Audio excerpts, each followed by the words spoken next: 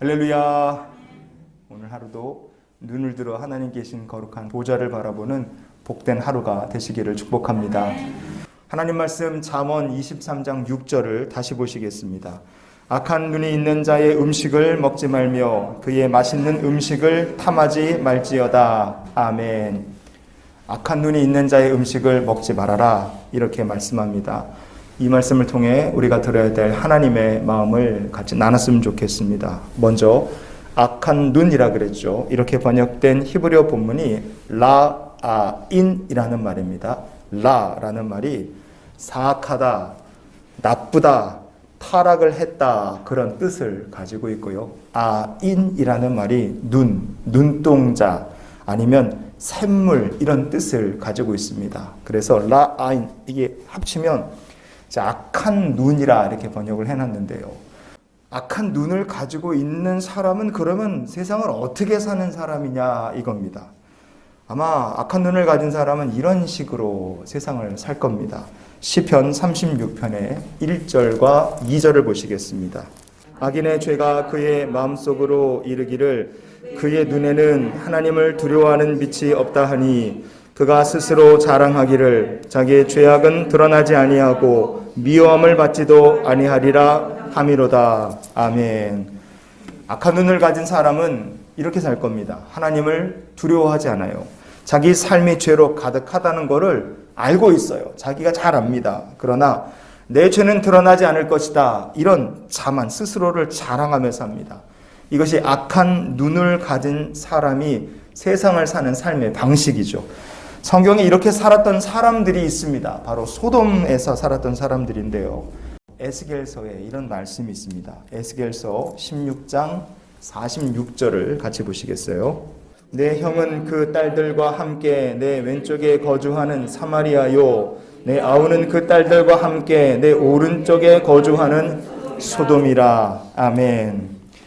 형은 사마리아고 아우는 소돔이다. 이게 뭔 소리냐? 하나님 보시기에 예루살렘이요, 그동안 깨끗한 척, 의로운 척을 하고 있었던 거예요. 하지만 알고 보니까 그 속에는 소돔의 죄도 있고 사마리아의 죄도 같이 다 들어있는 겁니다.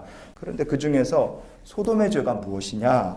에스겔서 16장 49절 50절 말씀을 이어서 보시겠습니다. 내 아우 소돔의 죄악은 이러하니 그와 그의 딸들에게 교만함과 음식물의 풍족함과 태평함이 있음이며 또 그가 가난하고 궁핍한 자를 도와주지 아니하며 거만하여 가증한 일을 내 앞에서 행하였음이라. 그러므로 내가 보고 곧 그들을 없이 하였느니라. 아멘. 소돔의 죄악은 무엇이냐? 교만함의 죄악이었습니다. 그리고 소돔의 죄악은 음식의 풍부함 속에서도 가난하고 궁핍한 자를 전혀 도와주지 않는 죄였습니다. 이 말씀에 보면 에스겔서에 틀림없이 소돔에는 음식이 풍족하고 태평함이 있었다 그랬어요. 그런데 왜 그들은 가난하고 궁핍한 자를 조금도 도와주지 않았는가? 소돔 사람들의 눈에 하나님을 두려워함이 없었기 때문에 그렇습니다. 바꿔 말하면 소돔 사람들이 어떻게 살았느냐? 그들이 사는 삶의 방식이 악한 눈을 가지고 세상을 살았다는 거예요.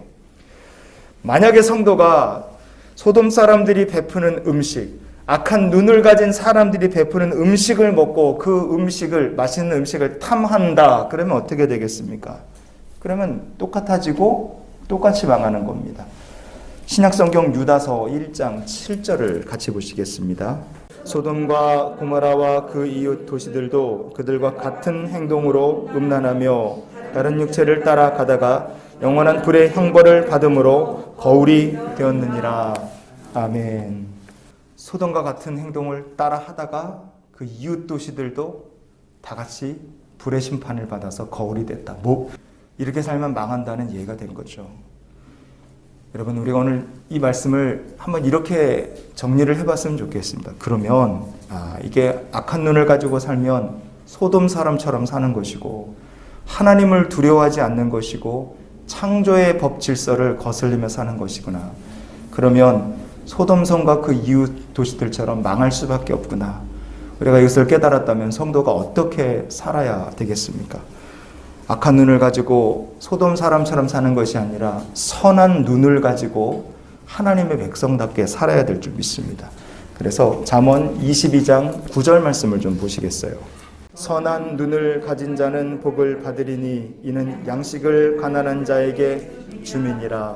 아멘. 선한 눈을 가진 사람은 악한 눈을 가진 사람과 사는 방식이 완전히 반대입니다.